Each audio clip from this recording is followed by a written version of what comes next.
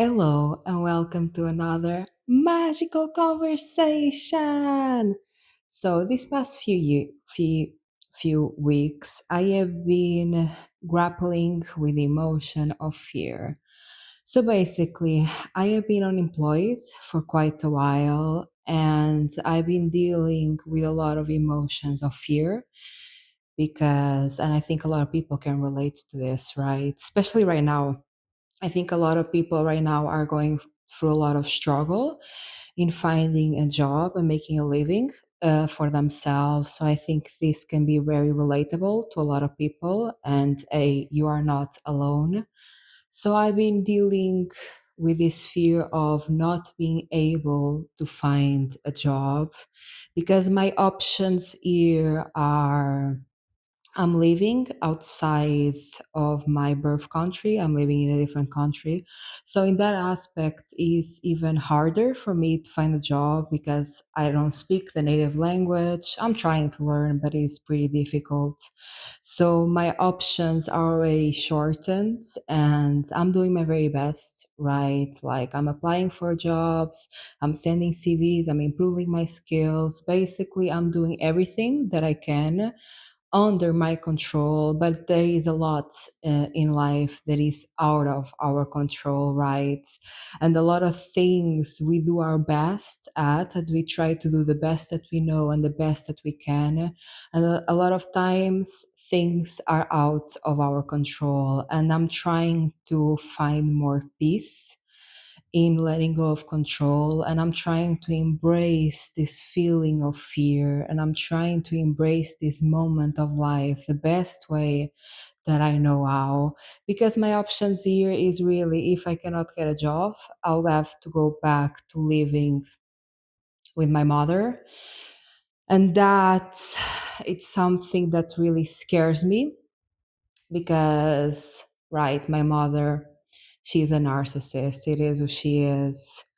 And going back to living with her, it's going back to a lot of trauma. It's going back to have to experience again a lot of trauma. And I tried so hard to escape that place. I tried so hard to move out of that place and be able to be financially independent on my own so I could start living a life of peace, safety, and trying to heal.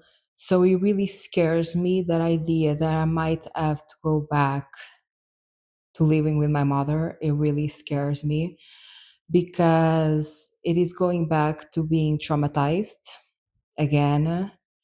And I've been dealing with these emotions for months now. For months, I've been trying to apply for jobs.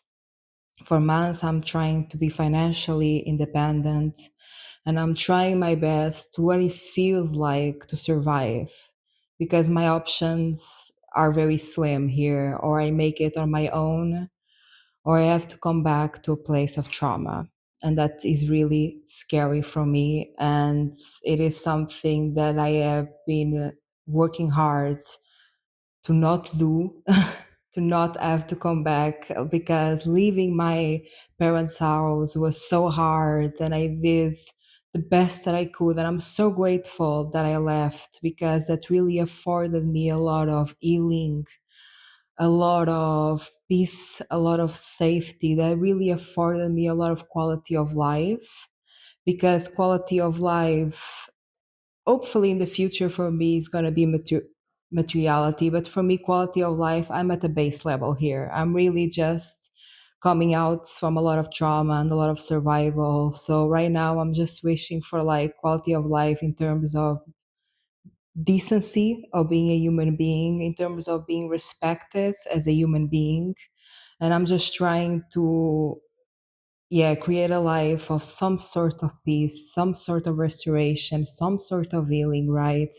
So that idea really, really scares me. But again, I'm doing everything that I can to avoid that. And the rest is completely out of my control. And I'm trying to trust here that everything is happening for me, even if I don't understand.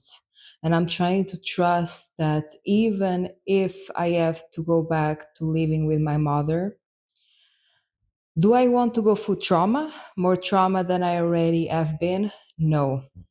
Can I handle it? Yes. It is not something that I want at all, but I do have the tools to overcome. I do have the tools, the techniques to overcome and healing, even in the midst of trauma. So I'm trying to trust myself, my wisdom, my perseverance, that if I made it this far, I'll be able to do it, to continue to do it, because some really dark thoughts come to me when I think about moving out of my mother, moving back to my mother's place. Some really dark thoughts cross my mind, some very desperate thoughts of, I'm gonna be quite honest, like not wanting to be alive.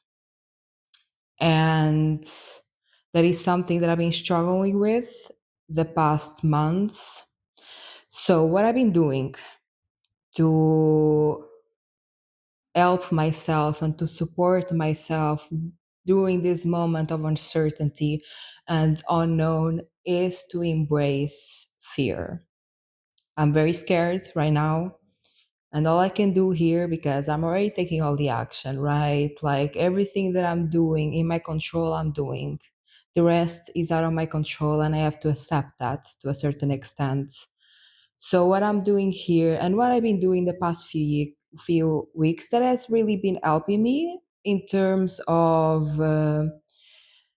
seeing the bright side of things, feeling okay with feeling scared, being okay in the unknown, being okay in uncertainty. What I've been doing is I've been loving my fear. So I've been doing this technique that has really been helping me, and it's so like transformative and almost life changing. Like I'm very grateful really for all the techniques and tools that I have gained, because life was never easy for me. Life was never kind to me. Everything I did in battle, I did for survival. And everything I did alone, with no help, with people around me just trying to bring me back down. Everything I did was alone and without much support. And everything I created for myself, it was created by myself from the ground up. I had no help. I had no helping hands. And in a lot of ways, for a long time, I resented that. But now I can see the wisdom and the power in that, because it really forced me to create a lot of tools and techniques to love myself deeply, to support myself deeply. And it created an inner world of mine. It forced me to create an inner world for myself that is really fulfilling, really powerful. And I feel that because because my life has been so hard, in a lot of ways, I lost hope for life to be kind. I lost hope for life to be easy. And my mentality here is life is not easy.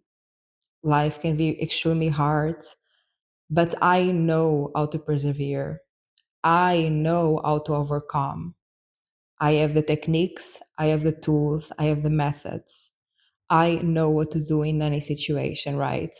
So I've been applying my wisdom in this moment of uncertainty and fear. So what I did is one of my favorite techniques, that is, okay, I sat with this emotion of fear, of this emotion of I'm not being able to get a job, I'm not being able to. And I sat with these emotions, also with these emotions of having to go back to my mother's place, having to go through all of those that trauma again and again, having to go through having to go to a place that I battled so much to live in, and I sacrificed too much, so much to leave that place, right? So I sat with those emotions and I connected with those emotions in my body, like I connected with the sensations that those emotions brought to my body. And while I was connecting with the sensations that these emotions brought to my body, I visualized this emotion. I visualized this emotion, and it came to me as almost monkey like figure. The best way that I can describe it is like a gorilla that is standing straight like a human. You know, Bigfoot. It was giving Bigfoot. It's almost, I'm envisioning Bigfoot. It came to me as like this Bigfoot creature, right? Very tall, like these monkey like features, and yet chains on its arms and legs. And I asked this emotion, "What's your name?" And he told me, "Entrapment." For now, I don't understand fully this emotion because I'm still going through the process of feeling it. I'm still going through the process of supporting it and loving it. Later in life, probably like this emotion changes, and I'll probably see myself in like a certain stage of life. That is what happened to me with like fear of being persecuted and SA'd. This is like a part of the story that I'm going to tell later. Um, but I've done this already with a certain emotion of fear, and I also saw it at the beginning as like this monster like feature, and the more I loved it, the more I supported it. I saw myself as a kid, so I'm assuming it probably is another version of myself that I don't see clearly yet. So I envision this figure that is this emotion of unemployment and maybe having to go back to my mother's place. I envisioned this figure, and it came to me as like this Bigfoot kind of figure, like very tall, very furry, with yeah, monkey-like features in its face and chains in its arms and legs that call itself entrapment. I'm assuming it's a feeling of entrapment. I don't know what that means yet. I'll know in the future, probably. And I draw this figure. So I drew this figure and I put it like in a visible place in my room. And what I've been doing every day in the morning is I ask this figure, "What are the words of reassurance that you need from me?" And it told me, "I need you to tell me I'm seen, I'm loved, and I'm supported." So during the morning, I take time to look at this figure and visualize and imagine this figure in front of me. And I say to this figure, "You are seen, you are loved, you are supported." And I hug myself and I visualize me hugging this figure. And I ask this figure, "How can I support you right now?" And some days it says I need to rest. Another days it says I need to feel. Another days it says I need to play. There is a lot of play in here, so I'm assuming it is an inner child of mine, a version of myself stuck in a moment of time, trauma basically, right? And I've been seeing this figure, hugging this figure, loving this figure, and this has helped me tremendously because I cannot change my situation right now. Right now, all I can do is to learn how to stay in it and how to love myself doing it. So I've been giving space to see this figure, love this figure, support this figure. And this has brought me a lot of inner safety because, again, it's not that my environment changed. It's not that suddenly I got a job or new source of income, but it's just that I learned to love this emotion within me. And basically, this brought me to me feeling way safer. And I know that I'm feeling safer when I sleep more, I am more tired. So I've been quite tired and sleepy during this past few weeks. Because for so long I was living in survival. And imagine, I knew what to do. But I think this is a process that it is scary to see these things. And even though I do have the tools, I do have the techniques, I know what to do, at the beginning it's scary. to feel these emotions. And at the beginning you don't want to feel these emotions because they are scary. They bring up a lot of memories. You have to face a lot of your inner struggles, your past, your trauma. So at the beginning I knew always what to do, but I was delaying it because I was scared to see and I was scared to feel, because I know that every time I do this, I'm going to see something that is going to be very painful, right? I'm going to see myself in the mirror. I'm going to look myself in the mirror to see things that are hard to look at, right? So for a long time, I knew what to do, but I avoided doing it. Only when it became like really bad and I was really scared and really desperate, that's when I implemented the techniques, when I will like started to ache like it's kind of rock bottom type of emotions. So I've been more disciplined in loving this fear, and he has really brought a lot of safety to me. Like this past few weeks I slept a lot. Like usually what happens to me is I go in survival for months, you feel me, and for months I'm super like productive survival, action action action, not sleeping a lot, do, and that's my survival mode. That's how my body goes into survival.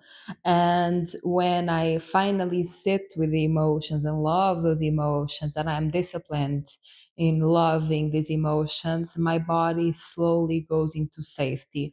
And when your body goes into safety, especially after long times of survival, you are tired. I slept probably like every night 10 hours. And this happens to me a lot when I go into survival for a long period of time. And then I start to implement these techniques of loving my emotions, accepting my emotions, supporting my emotions. Then my body slowly gets out of survival. It feels more safe. And what happens to me is that I sleep a lot, like 10 to 12 hours. Like I can sleep like that when I am out of survival and my body is finally feeling some sort of safety to just be, to just exist. So I've been taking time to sleep because I know that's a good sign. I think in society we kind of see that as a bad sign, but for me it's a good sign. Like when I'm really tired and I'm sleeping a lot and I need to rest more, for me that's a good sign. It's a good sign that my body does feel safe and my body is feeling safe, and I'm not living in this constant survival of do, make it up and let's go.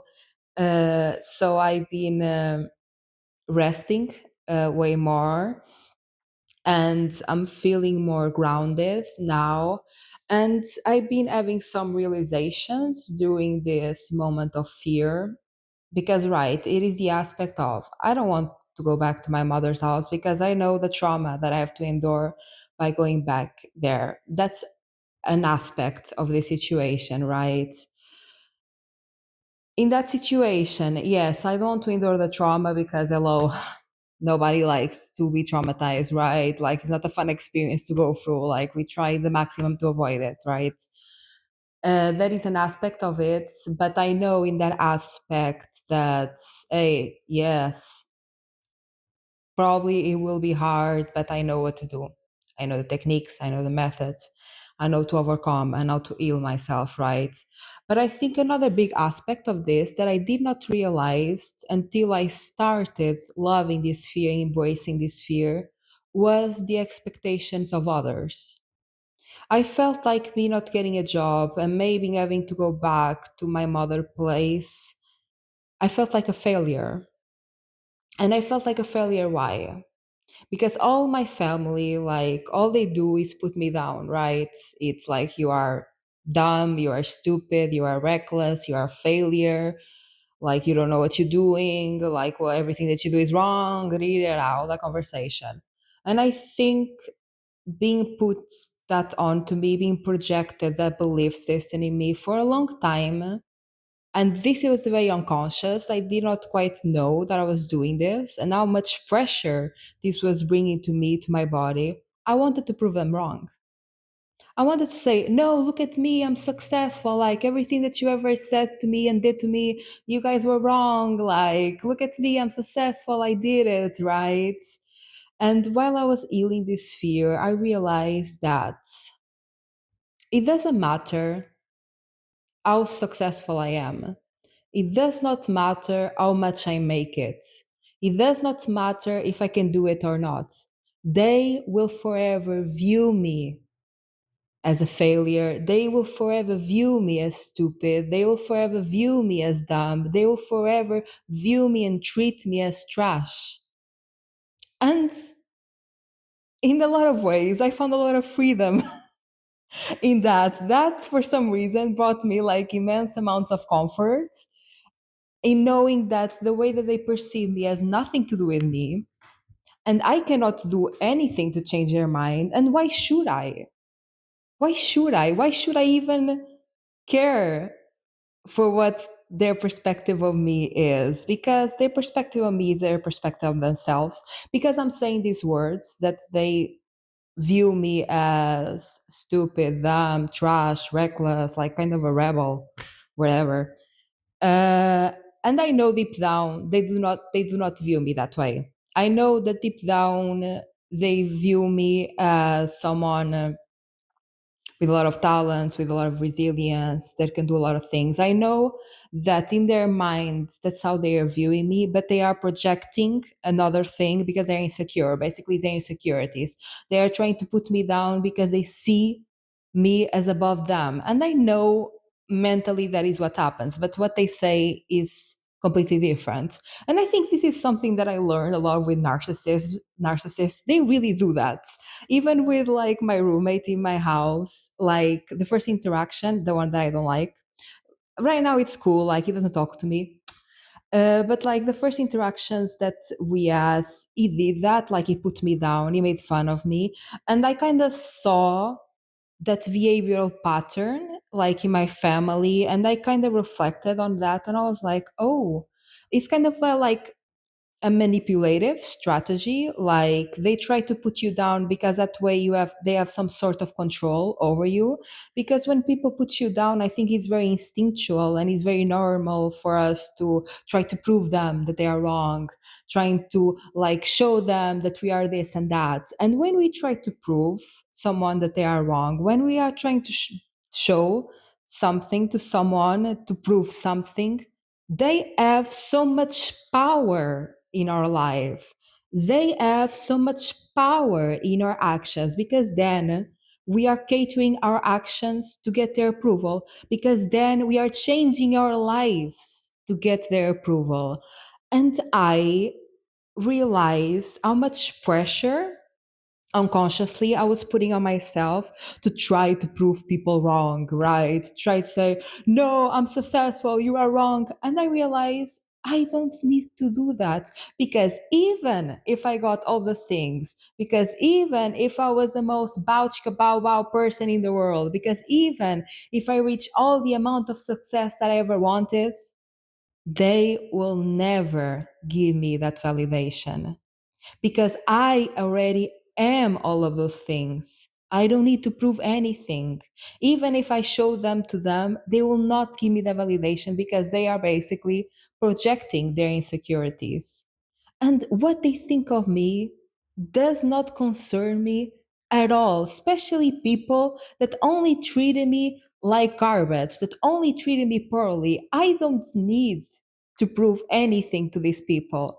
So I really came to this realization while embracing this fear of how much pressure I was putting on myself to make it, to please other people. And I realized, wait, I don't need to do this because they will never give me that validation. I already am lovable. I already am worthy. I already am all the things. I don't need to prove myself to anyone. If they don't see it, which I think they do, like this is like the layers of it, right? Which I think they do. That's the reason why they put so much effort in putting you down, because you cannot put down someone that you see below you. You put down someone that you see above you, right? So I know in their mind that they see me different, and they are doing this to kind of, yeah, make me insecure, put me down, like all the projections, narcissist things. They are insecure, they project, da, da. I know that's not what is happening mentally, but it still hurts, right? Especially because that was my childhood, that was my being me being a teenager, like all my really beginning of life fundamentally, I was like always being put down. And I think I've been carrying this weight of trying to prove myself to others. And by healing this emotion of entrapment, that this can be like entrapment, if you really think about it, this can be a form of entrapment, right? They are entrapping you in making you do a certain action by putting you down, so you cater your actions and you cater your life to try to prove them something. And that's the thing, like all narcissists like to do is to have control. That's their thing. Control is their thing, because they feel like they don't have control over themselves and over their life. They need control their environment, and that's a big form of control, because a person has a lot of control on you if you feel like you need to prove them something, right? And I did not realize how much pressure I was putting on myself to prove something to people. Not only prove that I'm successful, but also to cater my personality to people. Because imagine, I know I'm a very unique, unconventional person. I know I don't see the world the same way as other people. I know I'm a very, yeah, unique, different person. And for a long time, I tried to be as everyone, because again, when I was myself, when I was a kid, I was projected also that I was crazy, that was wrong for me to be this way, that my belief systems were wrong, that I should not think about the world in this way, that I should think like everyone else, right? And I was projected onto that, like, you are wrong and you are crazy and you shouldn't think that way. And I think this emotion of fear that I've been embracing and healing has really set me free from the expectations of others. And I think this is so beautiful. Why? My main goal in life is to be authentic. And a big part of being authentic is to set yourself free from other people's perceptions or expectations. So I think in a lot of ways, that's why I am fascinated by this process, and this process of healing and feeling emotions is so incredibly beautiful and intricate, is that I'm getting exactly what I want. I am getting my dream life, living my dream life, because for me right now, my dream life is I want to live a life that is authentic. I just want to be me, express myself authentically. I just want to create space and safety for me to be me. And a big part of the journey of authenticity is to not care about other people's expectations or perceptions of you. It's okay in being perceived whatever way they perceive you. It's okay in being perceived even poorly. And I think in a lot of ways, I'm getting exactly what I want. That is why it's so fascinating. Um, the power of almost like you have a goal, you have a dream, you have a vision for yourself, and you say it out loud. Hey, this is what I want. For me, is authenticity. I want to live a life of authenticity.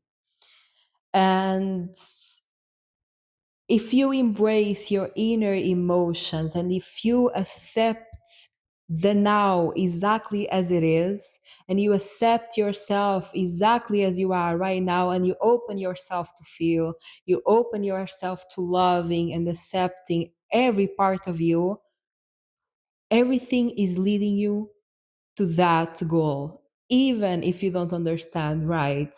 So I think this moment in time that I feel that unemployed, that I'm scared of going back home, is really bringing me a lot of healing. And this healing, I am starting to recognize now, it is creating the life that I want to live.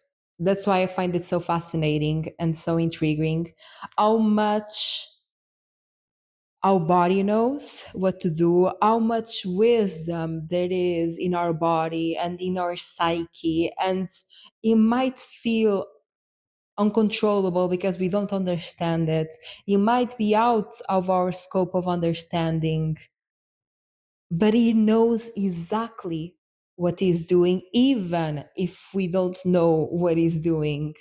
So, in a lot of ways, I'm very grateful for this moment in time because he's leading me exactly to where I want to be. He's leading me exactly to a place of authenticity because I think something that was really holding me back from being authentic was the perception of others.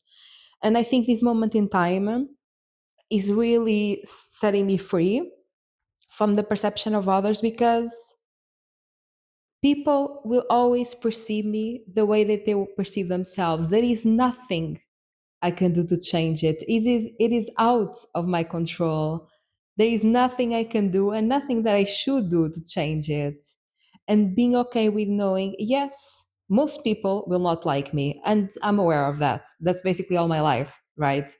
Most people don't like me. They feel very defensive. They feel like they need to put me down, right?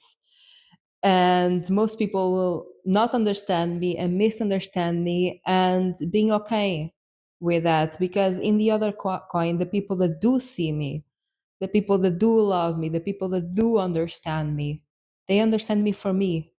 They see me for me, not for a mask, not from a projection, not from anything else than me. And that's so beautiful. And I way rather have, like, right now I don't have much, but the people that I do have that see me for who I am, especially on the internet, basically I'm talking to you guys that understand me. I love you. And you guys that do see me and do understand me and accept me for who I am. I rather have a few of you than a lot of people that don't accept me for who I am, than a lot of people that accept my mask, a version of myself that is not me.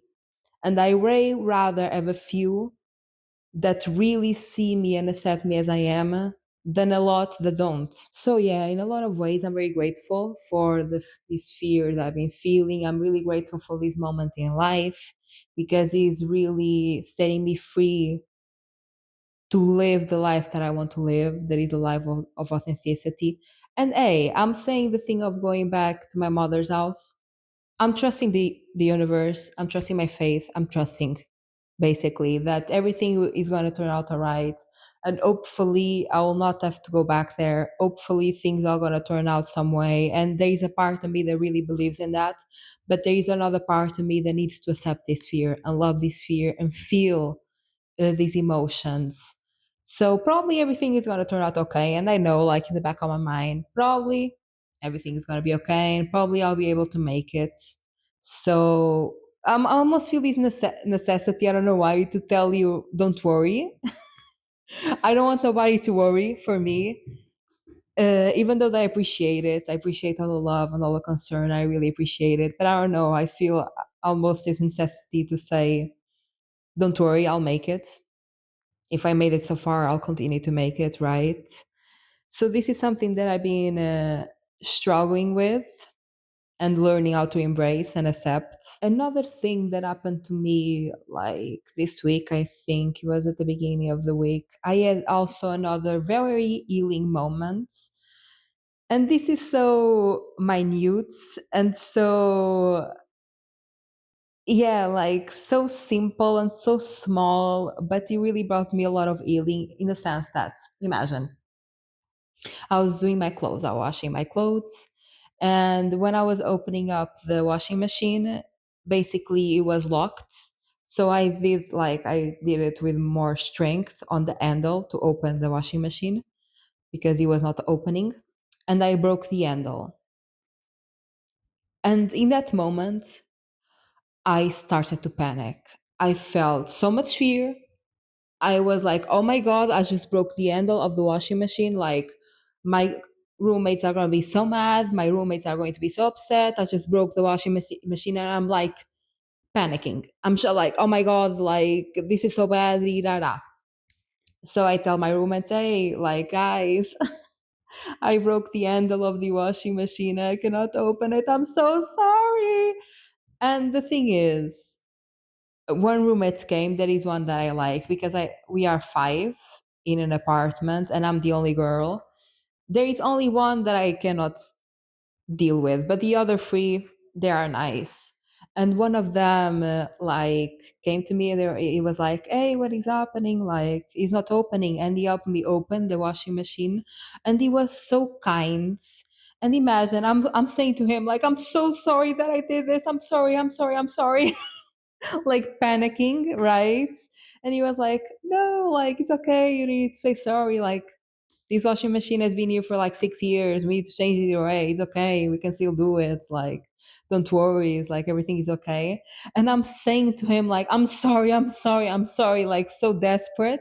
And he's like looking at me kind of confused, like it's fine, like you don't need, to be this, like to have these emotions. You don't need to apologize, you don't need to feel bad. Because I was also telling him like, I feel so bad. He was like, you don't need to, like this happens, like the things break, and this has been here for like 6 years, we need to change it either way. And it's kindness, it's acceptance, it's almost like shock to my behavior, not shock, like confusion. He was confused why I was apologizing so much and I was feeling so bad. It was like I could see in his face like expressions. It was a bit like confused by it. He was like, "Hey, you don't need to feel this way. You don't need to, like it's okay." His reaction really highlighted to me a big trauma that I have, that I always kind of knew I had, but I did not understood the scope of it. I did not understood the ramifications of it. That is, I'm so scared of failing. Again, going back to the failing concept, right? That's something that I've been really healing and overcoming in this past few weeks. That is the fear of failing. And I think a lot of times, a lot of the reasons why I'm scared of failing, because I could not fail as a kid. Everything I did was already a failure. I had to walk on eggshells as a kid. Like everything I did I will be screamed at. Everything I did, I'll be punished for. Everything I did, like the world will come out on me. You feel me? I was the guilty person in the house, so everything was my fault, right? And again, I'm saying this because I think a lot of people that go through narcissism really have this trauma. This is very common. This trauma and behavior, right? This is actually very common. That is, you feel like you need to be perfect. Perfectionism. And I'm starting to understand that perfectionist people, like myself, really struggled a lot with that of they did not have space to fail. Like everything they did, they need to be perfect, because like any wrong mistake, like any wrong move, the world will come down on you, right? Like you'll be screamed at, you'll be punished, like you'll have bad consequences. And in that moment, I saw how fearful I am of failing, because I was really scared. Like when I broke that handle, like I was panicking, panicking. I was super scared. I was like, they're gonna treat me so badly. They're gonna scream at me like, I failed, I broke something. And this is really my inner child coming to the front. And this is something that I haven't healed, and old wounds that I did not even know, like the extent of it, right? And I was like, they're gonna scream at me. And they didn't. They show me kindness. And when they show me kindness, I was like, wait. Oh, damn. Like, I have a lot of issues with failing. Imagine, I knew I had issues with failing in the past, and I've been healing them within me. And now I'm way better at failing only when me it's responsible. I'm okay with failing in my life that only affects me. If I only affect myself, before in the past I wasn't, and that's something that I learned to give space to fail and be like, hey, it's okay. I'm here for you, even if you fall, even if you fail, I'm here for you, right?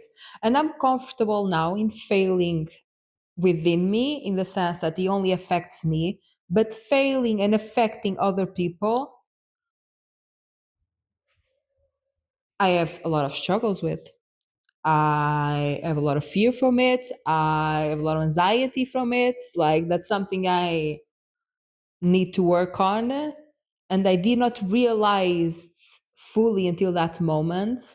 Because imagine, there was like moments in the past. I think this is also very cultural. I think Portugal has a lot of that culture of like you fail, you're like, the world comes down on you. And I live in a different country, a completely different mindset and mentality now that actually embraces failure, and you are going to fail. So the period I've been living in this country, that I think is like 3 years, I think almost 3 years, I'm not quite sure. The period I've been living here, I have failed and people have shown me kindness. And every time that they did that, I was like, whoa, this is a response that I was not like expecting. Like, it comes to me as a shock.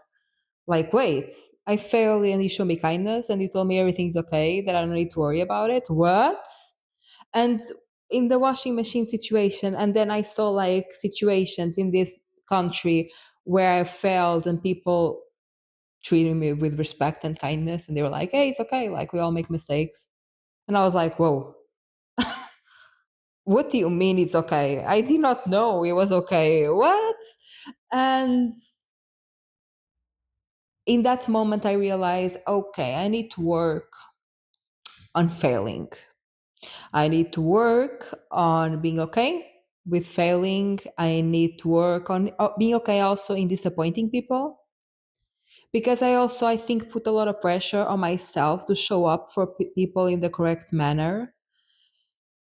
And that is a lot of pressure. I put a lot of pressure on myself to be perfect, especially regarding other people. I'm better now within me. Like, if I fail only in my life, it's fine. Like, I learned to accept that. That was something that I did not accept in the past, but I worked to accepting. So now, in that sense, only when it's within me, I'm okay. But to other people, like, I struggle with that. And it's not that I struggle with saying I'm sorry and apologizing, because I think I'm actually pretty good when I do something wrong. Hey, I'm sorry, I did this, like, it was incorrect of me. I'm sorry for the pain that I caused you. I show up with you incorrectly. But I think I have issues with failing people and like affecting their life, and I try to show up to people the best way that I possibly can, because I'm afraid of failing and disappointing them, not in an emotional level. That is okay, like, that's life, right? But like, failing in almost this physical sense, that I create more chaos in their lives. And again, I think this all comes back a lot to childhood, because I was blamed for everything. I was a little hurricane of chaos because everything was my fault, right? So in a lot of ways, through my childhood, I try my best to be perfect and do not create chaos, and I try my best to do everything right. And I think I carry a lot of that weight within me, and this really weighs me. Like, the expectations of others, this need to be perfect, to not fail, it weighs on my back. Like, the pain that I have on my shoulders constantly is unbelievable. Unbelievable. There are times in my life where the pain in my shoulder is so bad that I cannot, I can barely dress like a sweater or a sweatshirt or a t-shirt. And imagine, because I have so much pain, like when I do this, is a lot of pain in my shoulders. And sometimes, like, I can barely dress, because like when I do this, so much pain, I can barely like extend my arms up. And it's really funny, because when I am with a lot of pain in my shoulders and I need to dress, I'm like, okay, Laurinda, let's do this. And I breathe in, I breathe out, like, and I screamed and I put like so much effort into extending my arms, and I give like a little scream, like, ah, to like get dressed. So yeah, but the pain in my shoulders is real. It's real, people. And this last few weeks, when I've been healing this feeling of fear, and I've been letting go of other people's expectations, and I'm realizing they have so much fear in failing and it's okay to fail, and I'm like, little by little, taking out this weight out of me, my shoulders are way better, way better. I still have pain, still have pain, but it is not barely as bad as it was before. Like before, it was really bad. It was really bad, people. Like I'll wake up in the middle of the night with pain in my shoulders and arms. You feel me? Horrible, horrible. And my body is even feeling this like this. My body is even feeling this weight lifted off out of me. So it was really been transformative, this moment in time, even though that I don't like it. I don't like to be here at all in this moment in time. I like to be here physically in this place. I like it so much that I don't want to leave, right? And I'm trying my best to keep my peace, keep my space, and create this healing, peaceful, safe place for myself. But this moment in time where things are not going my way, where things are out of my control, even though I don't like it, it is bringing me a lot of realizations. It is bringing me a lot of healing, and I'm confronting a lot of fears. Also, in the past few weeks, I've talked this on Laurinda Landia, because the way that I make content for Laurinda Landia is very intuitive. Actually, basically, when I make a video or make like or a long video or short video, I ask myself, okay, what should I talk about today? An idea comes to me. So my content is very intuitive, and I don't give it too much thoughts before, because I like to do this, yeah, intuitively. And like, I think it was 2 weeks ago or something like that, or the past week, the concept of insecurities came to me, and I was like, okay, let me explore this concept, right? Because for me, I see insecurities as everyone has them. Nobody is perfect. We don't need to be perfect. It's okay to be imperfect, right? And this kind of ties to the fear of failure as well, now that I'm realizing it. And I see insecurities as, hey, it's okay to have insecurities. You don't need to be perfect. You don't need to like everything about yourself. All you need is to accept everything about yourself, and to be there for every stage of life and through any circumstance to support yourself, right? And I think this is something that I feel really strongly about, because imagine, I think we live in a culture that is like hiding insecurities. You shouldn't feel insecure. And I really see this in my life, like, for example, in work settings. Like in work settings, I feel, especially in the entrepreneurial realm, like startups, like business owners at the beginning, there is like this idea and this concept that is really shoved down your throat, that is, you need to sell yourself to the maximum. You need to be the super confident person in the room. Like you need to say all the good things that you have about yourself. Like you need to portray yourself in this like, wow, chica bow, look at me level, I don't fail, like blah, blah, blah. And I personally don't like that. I It's not that I don't like it, I don't believe it.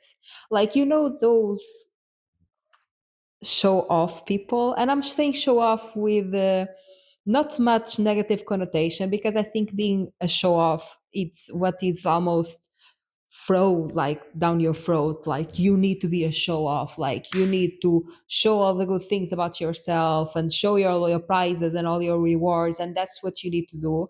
I'm not saying that being a show off is a wrong thing, because I think it's thrown down our throats. Like it's almost what society tells you is what you need to do to succeed, to be this, to achieve this. You need to be a show off. You need to say, hey, I'm this great person that achieved all of this, that gained all of these rewards.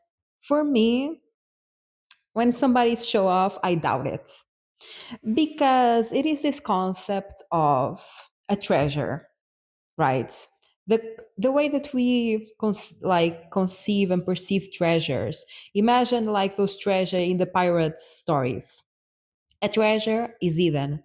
It has like this intricate map that you have to go through so many obstacles to even find the place of the treasure. And most of the times you go through all of these obstacles and you go to the place of the treasure and there is no treasure, right? And I think in a lot of ways that how we perceive value unconsciously. I think this is a perception that is very unconscious and not as conscious, that what is valuable, it's hidden. If you have value, if you actually have something of value, you are not trying to show it off because you are protecting your value. You are protecting your treasure. A treasure, if it was accessible to everyone, it wouldn't be a treasure. It wouldn't be there anymore, right? And for me, that's how I see value and worth. And again, this is way beyond the material. I think you can have a lot of value and a lot of worth without money, without a lot of materiality. I think you have a lot of value and worth. For example, if you see that yourself that way, if you respect yourself, if you give yourself that value and worth by just existing. And I think the people that actually have a lot of value and worth are not saying their value and worth because they do have value and worth. And for me, when people are like showing off and be like, I have all of this, I'm like, you don't. I don't trust it. And I actually like, I always say this in a room, look for the quiet ones because those are the ones that have the most to say. The ones that are like upfront and talking and blah, blah, blah, blah, blah, I don't trust. I don't trust. I don't trust the information. I don't trust what they are saying because why would you say all the things of value that you have? Truly, if you really have value, why would you say that? You'll protect it. Because if value was accessible to everyone, you would not have it. So I think having worth and having value, again, way beyond the material. And I see also this a lot with the concept of old money and new money in the sense of, those families that have like wealth, generational wealth, right? And they have a bunch of money, a bunch of investments, they're super rich. Super rich. They are wealthy. They're not rich because there's a difference between wealth and richness. That's what I learned through the psychology of money. There was a very interesting book. I advise it. There is this concept of old money. So families that had like a bunch of money for like generations of people, right? You look at them, they are not wearing brands. They don't look rich. You look at them in a room and you cannot even recognize them. And I saw this in real life because I worked in a startup, and the wealthiest person that ever came into that room was dressed so normally, and he wasn't even dressed poorly. Like you look at them and you would not say that for the life of you. Like they weren't even like not dirty, but they had like they are kind of stains in their like pants. They do not look rich at all, right? And I saw this in real life and I was like, it makes so much sense, right? Because true wealth, true value, it's hidden. You don't see it. Because if you saw it, it wouldn't be there. Because if it was attainable to you, everyone would attain it and everyone would try to take advantage of you and take it out of you, right? So a lot of ways, being quiet and not being a show off, that's for me more of a sign of value, worth, and wealth than actually being a show off. Because then you have the concept of new money, right? There is people that imagine they have been like low middle class or middle class, and then they get rich, right? They get a lot of money and they spend all of that money in like brands, cars, mansion, not judging. Hey, probably will do the same. I'll be quite honest. I don't know. Probably not. I'm just saying this actually. I'm lying here. But they come with a lot of money and they spend it all because also you have money if you don't spend it, right? The reason why you have money is because you're not spending it like frivolously in like a bunch of stuff that, I mean, if they have value to you, okay. I think everything that adds value into your inner world and your life is valuable. But just buying things just because, yes, just to show off, basically, I think, I don't know, like I don't see the purpose. I don't see the sounds. I can't understand. And I think a lot of times that's like what people want from you is for you to show off and for you to be like, yeah, like look at me, I have all these qualities. And I don't like to be that person because I actually feel like I have a lot of good qualities, but I'm not trying to show them. I'm not trying to tell you because I'm afraid of what you're gonna do because I'm trying to protect myself. I'm a very protective person. I everything like my good qualities are hidden, absolutely. And I actually find that not bragging, not showing people all that you are, and actually coming forward with your insecurities, and actually showing your insecurities more than your value. For me, is a protective strategy. Like I think it saves me also a lot of hustle and bustle because I think, we all wish for a world where people are nice, right, and kind. But unfortunately, I don't think that's how the world is. So when you're showing all of your value, I think like you are setting yourself up for to be taken advantage of and or for people to be jealous about it. I think only trouble comes from that. For me, only trouble comes from that. And I am not that person, and I don't like to be that person. And I don't like for people to put me the pressure to be that person. I think there's also a lot of because looking for jobs and stuff like that, I go against that idea of showing off. Hey, maybe it is putting me in a difficult position. Yes, maybe, but I'm not gonna go against myself. Like, what do you mean? I don't understand this concept. I understand it, but I think only the fool falls for that. Like, are you gonna believe the show off person? I think that's a bit foolish. Not judging, because I think that's very normal. That's what society puts on us. And I feel that pressure so much to be a show off. I feel that pressure so much to be like, I am this great person. I mean, I am. I know that I am, but I'm not just going to tell you that I am. I'm not going to show you that I am. Again, I'm not trying to prove you anything. I don't want to prove you. Actually, I want to kind of hide and protect myself from all the trouble and problems. So this is a concept that I thought about like the past 2 weeks because I really have this passion about it that is like, let's tone down a bit of the show off culture, or not in the sense that people shouldn't do it, but let's not put pressure on people to do it. If people don't like to do it, like me, don't put pressure on me to say you should show off. What? Don't put pressure on me. Accept me as I am. And I believe that if I show up as myself, the people that will see me also have value in themselves. I think you see what you are, right? You perceive the world as you are. So I think like when you have value within you, again, way beyond money, your value within you is the respect that you give yourself, the value that you give yourself, the time that you dedicate to yourself. This is way beyond money. Um, but the people that have inherent value, that respect themselves, that give themselves time and love and invest on themselves, they see this, right? And I think me showing up as not showing off, I think that most people will not get it. Most people will perceive me as lacking, and most people will perceive me as not with as much good qualities or whatever the way they perceive me. But the people that do perceive me with value, they have value within themselves because they understand this concept, right? And this is something that I'm really passionate about. Like, we don't need to be perfect. And this is, again, I'm very passionate about it because I'm teaching myself this as well. I don't need to be perfect. I don't need to like everything about myself. It is okay that I am insecure. It is okay that I have things that I don't like about myself that much.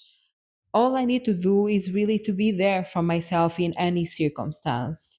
So I really dove into this concept of insecurities, and I thought about the things I was insecure, and I did a post on Instagram about it. And it was, I think, an Insta story. And I think I said, like, I was insecure about my accent, the way that I speak. I was insecure about my grammar because I'm not a native English. So sometimes my grammar is not the best.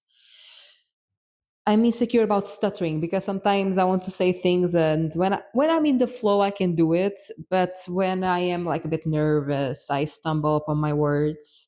I'm insecure about my body because, hello, I think at this point is normal in society, especially as a woman. There is so much pressure to a certain type of body, so I think, yeah, I think that's quite normal actually. and I'm insecure about not getting a job, right? But what I found interesting within my insecurities is that a lot was about speaking. And I did not realize this. And when I expressed this, I was like, interesting. Like I can understand not getting a job and body, because I think that's so normal and that's so like, yeah, worldwide, right?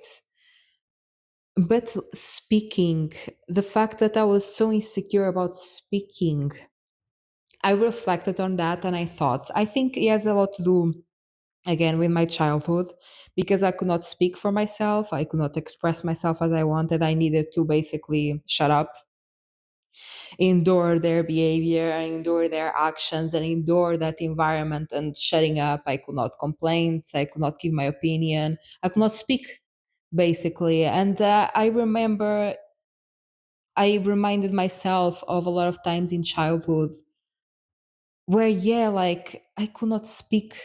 And in the sense, almost like I would not speak. I'll go very silent for long periods of time. And I still do this, which is very interesting, like literally not verbalizing, not speaking. And I realized how much that affected me, because my ability of not being able to speak up and give my opinion led me to a lot of insecurities with my speech. And I found that really interesting, how, yes, like trauma also leads you to this like coverted insecurities. That, imagine having insecurities with speaking will not directly translate that you were silenced, but indirectly translates into that, right? The fact that I was silenced and I could not speak for myself and I could not give my opinion, that created a lot of insecurities within me about speaking. And when I realized that, I was like, okay, it's okay. It's okay that I have these insecurities, of course. What I'm doing about it now is to express myself unfiltered, authentically. Especially like every day, I like to journal. I usually come here at night in this space because this is my safe place. This is why the reason I make the podcast here, because I don't think I could be this authentic and so free of speaking, for example, in my home, because I'm fearful that my roommates hear me. And this is really a space where I feel safe because I'm here alone. Basically, this is like a greenhouse in my terrace, in my apartment building. And not a lot of people come here. Usually, it's pretty empty. So, usually, just me, like with nature. I have nature all around me, and this is basically a greenhouse full of glass, so you see everything. And this is my safe place, and I usually come here and I journal. And I've been trying to journal unfiltered, exactly how I feel, without trying to change myself or filter myself. Like if I'm feeling over dramatic, I'm gonna be over dramatic. And I'm feeling this way, I'm gonna express myself exactly how I feel. And I've been letting myself express freely without filters, just as a way to let it out. Because I think when you express something like a pain, a hurt, a trauma that lives within you, when you talk about it and when you get it out of yourself or write about it or paint about it or whatever it is, the form of expression, you are setting yourself free from it. I think there is a lot of freedom in expression because it's kind of like taking it out of your body. That's one of the reasons why I felt like I needed to create Laurinda Landia and this podcast. There are many reasons. There are many reasons behind this, right? But I think another one was like I needed to express my concepts and my ideas, because if I don't, they weigh heavy on my body. It like accumulates on my body, carries on my body. I feel heavier. Like I think me expressing is also a way to letting it go and giving space for something new. Is a way of almost, yeah, taking it out, setting it free so it gets out of my body. And I feel if I don't express exactly how I feel, if I don't express my ideas, my concepts, wherever it is, they stay in my body and it accumulates and it accumulates in almost weight.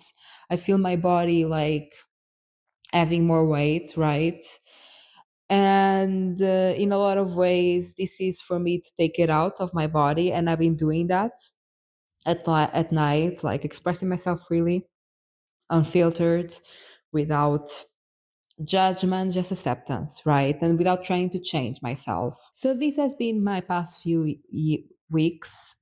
In a lot of ways, I'm in a place where I don't want to be in terms of moment of life. I love the place physically that I'm at, but I'm in a moment of life that I don't particularly like to be, but I'm learning to accept it and to embrace it and to learn the lessons, because I know ultimately is leading me to what I desire and to what I want.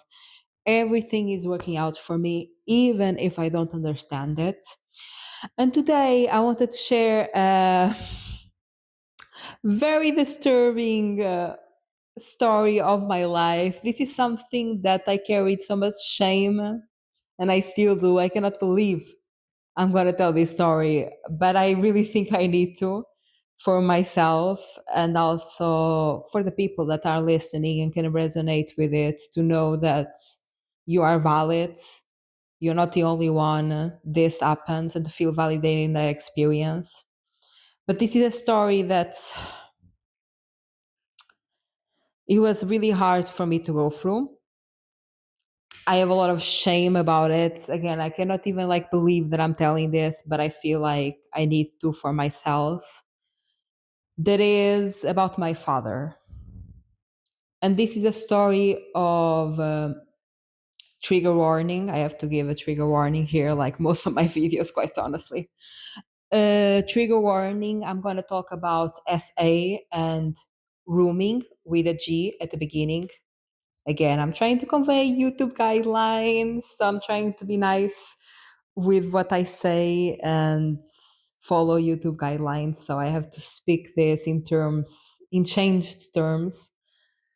Um, and this is a story of the trauma of my father and its addictions, and how much it feels like he messed me up and traumatized me. And this is not an easy story to tell. These also not like not must be nice to listen to. This is a hard one. This is a perverted one. This is quite disturbing, to be quite honest. And I'm going to do my best to tell it, even though a lot of shame. I feel very shameful. I feel very humiliated, even though I have no control over it. But I think in a lot of these situations, the victims carry the shame. The victims carry the consequences of other people's behavior, right? And the victims are the ones that carry all the baggage, even though that it was out of my control. It was my father. I was a child. I still have a lot of shame about it, very humiliated, but I think it's very important for me to tell it, because this is a big part of who I am and who I have become.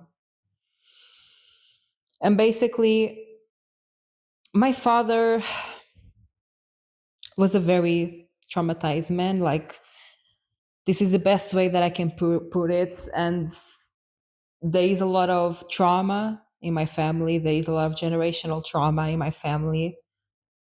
And I think a lot of ways the actions that he took was because he normalized them. And I think, I don't know because he never told me, but I'm reading between the lines here from my understanding how trauma works. I think this set of behaviors was something that happened to him and he normalized it. And he did the same to me. I think he did the same to me.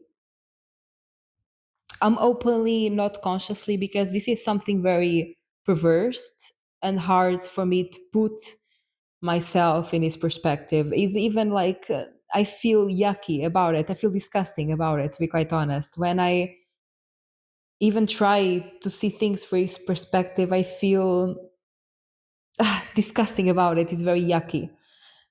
Uh, that is basically, I was roomed by my father with a G at the beginning, and I was roomed in a way for intimate relationships, for sex.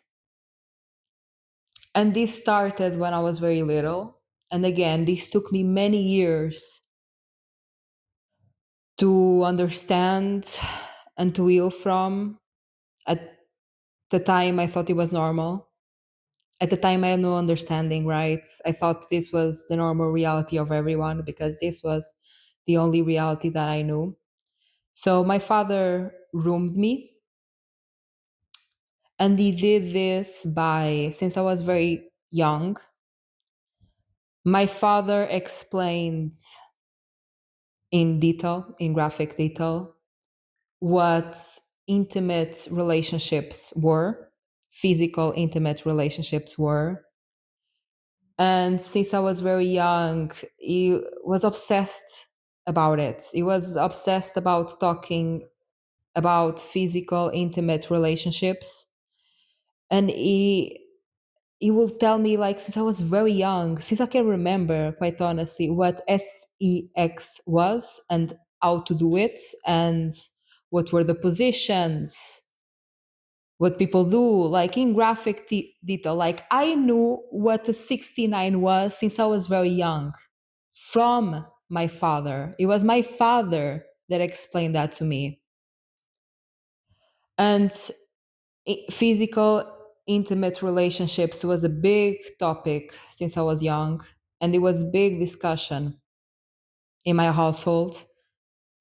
And yeah, my father, I think, had some kind of upset. I think he was addicted to physical intimate relationships. I think he was addicted to corn, and he had some sick obsession with it. And since I was very young, he would talk a lot about it and explain it since I was very young. And for me, I'm a child, right? I don't understand what is happening. I think this is normal. And the justification, the logical justification that he had around it is that I'm teaching her what it is to protect her. So he will describe physical, intimate relationships to me in great detail. I'm talking about everything, like positions, oral, everything that you can think of, right? In obscene detail since I was very young. Like, since I can remember, since I was 5, 6, 7, he will describe it to me and talk a lot about it.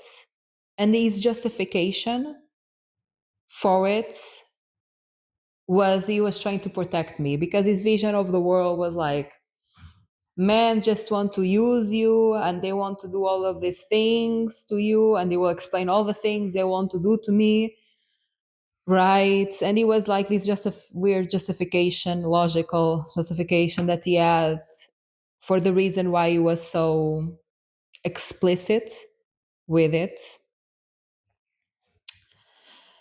Another thing that was really hard for me to go through and really traumatizing, and it really messed me up here, was he was addicted to corn,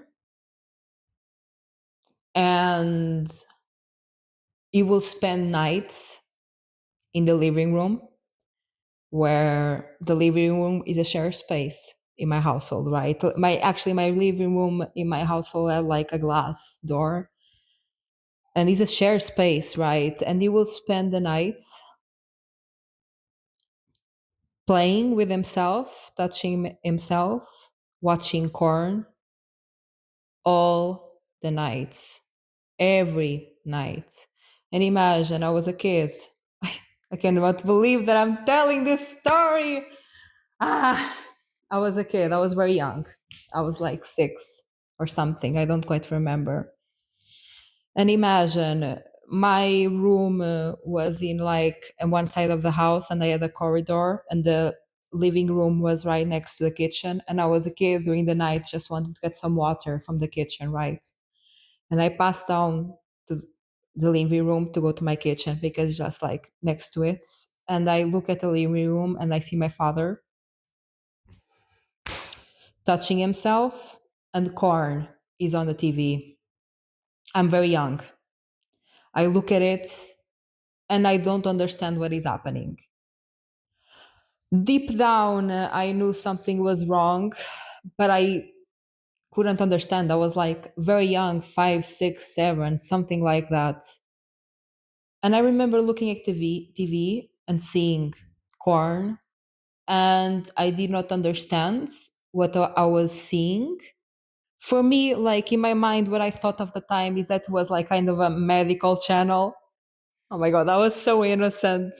Poor Laurinda, she was innocent at some point. Uh, I remember looking at the TV and I thought it was like a medical channel. Like in my mind, I thought it was like a channel. I'm a child, very young, again, very innocent, while I had that innocence. And I looked at the TV and I saw like naked people. And I thought it was like in my mind a medical channel, like they were explaining surgeries or some stuff. At some point, I was like, when they're going to take out the knife to open the bodies, right? And I'm looking at that, and I'm looking at my father touching himself, and I'm looking at the TV with corn. Deep down in my body, I knew it was wrong, but I could not understand it. I could not explain it, right? And I remember the first times that I watched him do this, I remember going into my room and praying to God, please, God, make my father stop. Please, God, make my father stop, like touching himself, watching corn, all of these things. Please stop. And I remember sitting on my knees and crying because I did not know what was happening, but I knew it was bad in my body, but I couldn't understand it by logic. And basically, I grew up in this. I grew up with a lot of talks of physical, intimate relationships, explicit. I grew up watching my father every night touching himself, watching corn. And also, I grew up with a lot of what I see now objectification of my body. My body was very objectified for physical, intimate relationships since I was very young. My body was seen as an object for pleasure since I was very young, especially when I hit teenagerhood and I, like my body started to develop. I start having boobs, like my ass gets bigger, all of that, right? And I was really objectified in my household, especially by my father and also by my mother. They are both have like a lot of trauma with physical, intimate relationships. And I remember like the more that I grew up and the more my body developed, imagine I'll wear some sort of clothes. And my father, before I left the house, he would make me spin my body around to show him my body and to show him my body, my clothes. I don't know. It's hard for me to understand because it's very hard for me to put myself in its place. And it's very hard for me to see his perspective because it's disgusting to be in his mind, to be quite honest. And it will make me spin around so he could see my body, objectify me. And after the spin that I will do before leaving my house, my father will look at me as disgust, like this face of disgustment. It was like this really messed up perspective and view about physical, intimate relationships and bodies and objectification, that I was constantly being objectified, but at the same time, I was disgusting for it. They were really projecting basically their inner world onto me. I was constantly being exposed to physical, intimate relationships, and I was constantly being objectified in my body. But at the same time, there was such a level of disgust about it. And my father really had this perspective that women were promiscuous. Like, women are sluts, right? You know, that perspective on women that is very objectifying and like, yeah, we are objects of pleasure and we are this and that, right? Just by existing. We are these promiscuous, objectified beings. And he had a lot of that perspective on women, that women were objects of pleasure, right? And I grew up in a lot of that. And I, like, now looking back again, I have so much shame and I'm so humiliated by this. And I hate that I had to go through this. I remember being a kid and, like, imagine going to school and talking to people, and I will talk so much about physical, intimate relationships. People were shocked how much I talked about it. People, like, because I was very young. Imagine a 10, 11-year-old kid talking about physical, intimate relationships. Imagine a super young child talking about physical, intimate relationships. And I remember talking to the people around me, like to my Kotoko friends or colleagues in school, and talking a lot about that. And people were like shocked, like, what, Laurinda? And I did not understand the shock, because for me it was normal. It was normal for me to have that concept and that view of it at such a young age. And I talked about it so much because it was a part of my reality. And I thought it was normal. And I was completely desensitized to it, because this is a big part of rooming with a G at the beginning. That is what this is, a technique of it. That is, they first desensitize you to physical, intimate relationships for you to think that is normal, right? This is like a process of rooming with a G at the beginning. This is a technique of it. And they first desensitize what they are going to do to you for you to consider it normal. And this really messed me up. Like, I don't have other I don't have other perspectives of it. This really messed me up. And this led me for the rest of my life to a lot of SA. And this led me to a lot of trauma, because I was already groomed. I was already roomed with a G at the beginning. My mind was already ready for predators. I was an easy target because I was already desensitized to it. I was a perfect victim to a lot of people. And the rest, like the next episodes, I'm going to talk about, because this is so related to this. That is my concept of relationships, like romantic relationships and SA, and how much that was connected in my life. And this caused me to really have a messed up perspective of what love is, of what consent looks like. This led me to so much trouble, so much trouble. And the next 3 episodes, I'm going to talk about like my dating life, and dating with a lot of quote unquote, because just trauma, honestly. And these led me to go through a lot of difficult experiences and endure a lot of trauma. Imagine this, the fact that my father roomed me with a G at the beginning. This is something that I only came to realize the past 2 years. This took him not being alive. This took me being far away from my household, because this is absolutely generational trauma. My mother has been also SA'd by her father. My father, I think the reason why he did this, because imagine, I don't have, this is so hard to say them.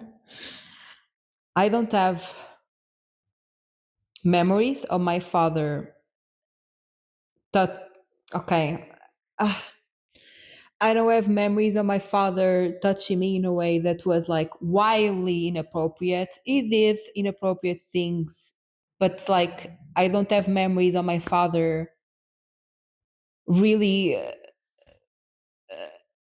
going full on.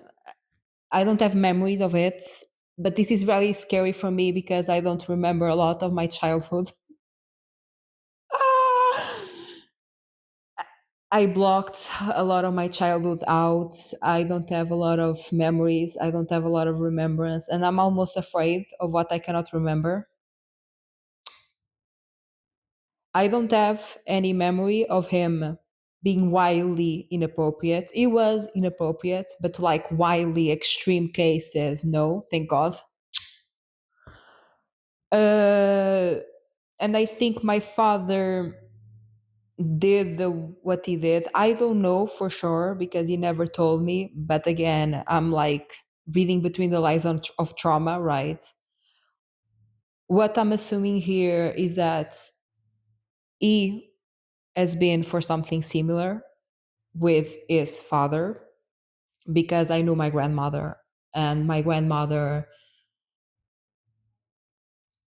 was also, she will not take actions on it, but she also had almost the same mentality as my father. Like she was not as bad. My grandmother was a way better person and a way more healed person than my father, but I could see some traits of the same messed up perspective about physical intimate relationships. And what I'm assuming is that his father, my grandfather,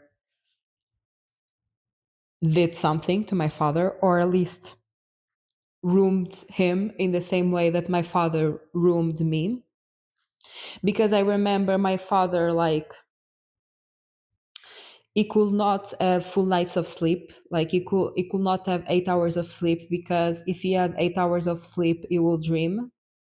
And in his dreams, like, he will scream out, like, I'll hear my father scream in his dreams, like, Father, stop, don't do it, Father, stop. And he could not, like, my father was also very mentally unstable because he did not have good nights of sleep. He barely slept, like, he slept like 4 hours per night, per day, because my father was a night drive taxi driver, so he slept during the day. Whatever. He had like 4 hours of sleep every day. And I think he was also very mentally not there and very mentally unstable, because he was not facing his trauma, not taking care of himself, a narcissist at his core, and also not sleeping.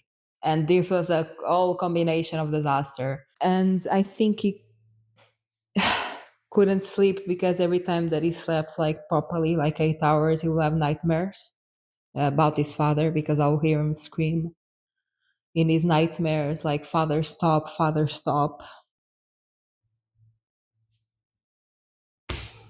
I think the reason why he did that to me is because it was done to him, and that's usually how trauma goes.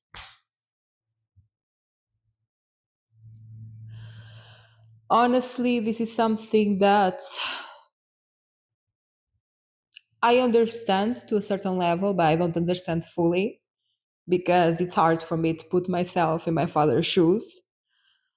And it's hard for me to see things from his perspective because it is disgusting, to be quite honest, to be in his shoes. To do that to your own kid and to do that to your own child. And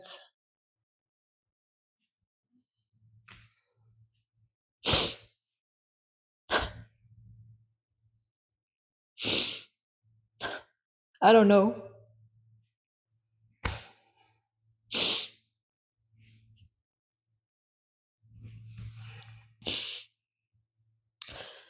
It's hard for me to understand. It's hard for me to put on issues. And it's hard for me to forgive because I can't forgive him.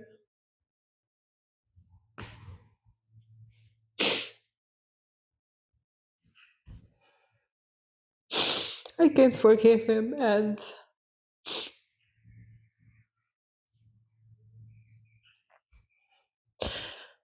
when he passed away, it was hard for me. It was at the beginning dealing with the concept of death. It was, but I'm so glad that man is not longer in my life. I cry for a father that I never had, not for the father I had. I'm glad in a lot of ways that he is not anymore in my life. And I'm glad I don't have to interact with him. And I think a lot of times when I say this to people, like I'm glad, I'm happy my father is no longer alive, people call me cold, call me like project onto me that I'm this cold being, but I'm like, you don't understand. I have a father by genes, by biology, but I did not have a father, I had a monster.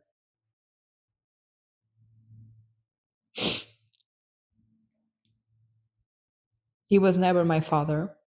He might have been by genetics, by biology, whatever you want to call it, but he was not a father to me. He was a monster. And I'm very glad that he's not longer with us. And even though it hurts the first few years of his passing, I'm so grateful for it. And I'm so grateful I get to live a life without him.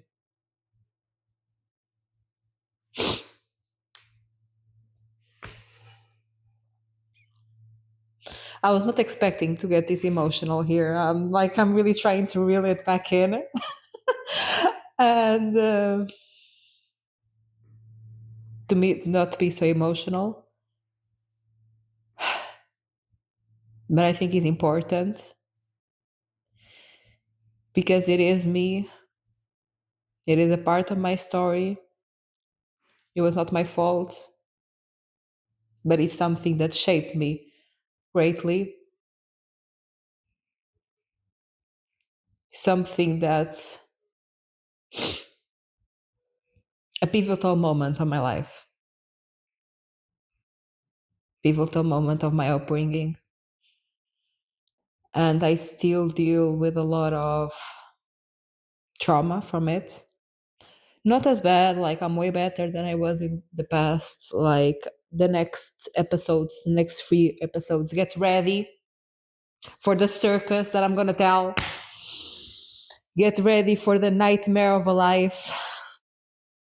Because I really went through a lot of years of a lot of trauma because I was a perfect victim. I was already roomed for all the people to take advantage of me. And this led me to, yeah, a very messed up perspective on love, physical, intimate relationships. That this is one of those things I'm trying to heal from, but really I don't know the answer yet. All I'm trying to do right now is accept myself and say, hey, it's okay. I'm here for you. I'm here for you in all your pain. I'm here for you in all your trauma. I'm here for you for however you feel, however you want to feel it.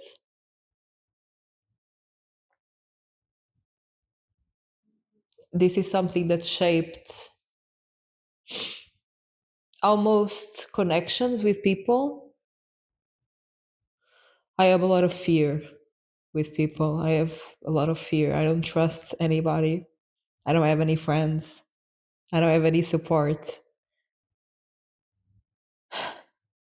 And a lot of it has to do with my childhood, my trauma. It really messed me up, my view on intimacy. I don't know what healthy connections look like. I know what a healthy connection looks within myself. I don't know it with people. I don't trust people. And hey, I learned to be okay with that fact. I really learned to be okay with being alone, and I really learned to be okay with the fact that I have issues with intimacy. And when I talk about intimacy, of course, it's the physical aspects, but it is also very emotional. Feeling safe with people. I don't trust. I don't trust. I expect the worst. I'm always guarded. And I really, yeah, have difficulties connecting with people, creating intimacy. Uh, yeah, I'm sorry for this like emotional moment. I kind of phased out there. I'm trying to go back to normal. And I'm grateful that I have the courage to say this because I need it. This is such like so much weight in my back, in my body from this experience, having to live with this in silence, having to go through this in silence because nobody's going to help me. Nobody was willing to help me when I was a kid. Like, one, I thought this was normal. Two, my family has this trauma. So this is normal to them. Like, I had to stay in silence with these behaviors and to what happened to me for so long because even when I talk to people outside my family, they blame me. It's my fault, right? I am the woman, I am the object of pleasure. It's always my fault. And I think this is very common with SA victims. It's always their fault. Like, what were you wearing? What were you doing? What you should have done or shouldn't have done. So really, I had no one to ask for help. I had no support. I went for this shit. I went for this alone. I'm trying not to swear on YouTube. I went through this alone, without support, without nobody to talk to, and I kept this a secret for so many years and so much of my life. And I'm done. I'm done because I had to go through this, but I'm not gonna be silenced anymore. Is it embarrassing for me to say this? Very. Am I ashamed of it? Very. Am I humiliated by it? Extremely. But I'm not shutting up anymore. I'm not being silenced anymore. Because I think me talking about this is me taking out a lot of weight out of my body, a lot of trauma, because I see expressing this and speaking these truths as freedom. I think speaking your truth is a big way to set you free. And I also think, even though that they might not like it, imagine my family doesn't speak English. So this is my protective space because they don't understand what I'm saying. One, they probably, most of them don't know about this space that I have. And second, even if they did, they will not understand what I'm saying. So, me speaking my truth, I think also, even though they don't like it, right? They don't like for me to speak my truth and to speak what happened to me. And I'm always a bad guy, right? For going through it and through speaking about it, or not even speaking about it, I'm just a bad guy. Um, I think it's also important for them, for my lineage and for my family, even though they don't like it, it's important for me to speak it. It's important for me to tell the truth for myself, indirectly for them, even if they don't like it, because I really think that speaking your truth is setting it free. Yeah, I don't have like a nice resolution for this. I really try to wrap up things nicely to give a good outlook on life and a good lesson to take. I don't have anything for this. And sometimes that's life. Sometimes you cannot wrap it up in a good bow. Sometimes the only thing it brings you is pain. Hey, did I learn a lot of things? Yes. Did I want to learn those things? No. And the next episodes, I'm gonna like explain further how this like affected my life. Crazy, like crazy. And today, I'm grateful that I could speak my truth, especially on something that I kept a secret for so long, especially on something that I carried as shame for so long. I'm grateful that I had the courage to be myself, to express myself, no matter how much shame and humiliated I feel by it.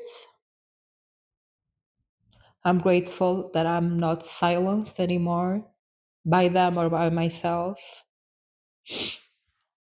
I'm also very grateful for this moment in time that it might not be quite what I want to, but it's teaching me a lot of valuable lessons.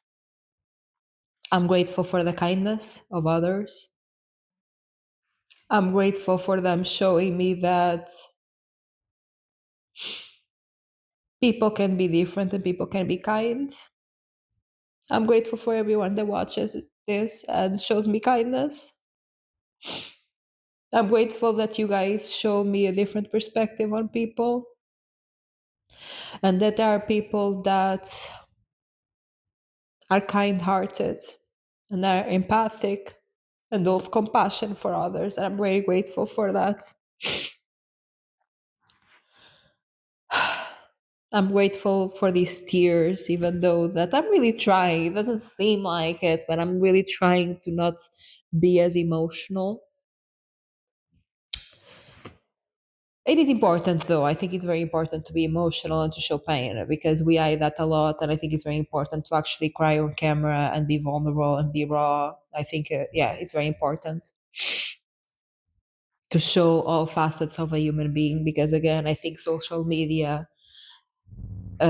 we show the highlights of our life usually. We show the good things, and that's great. I'm not judging that, right?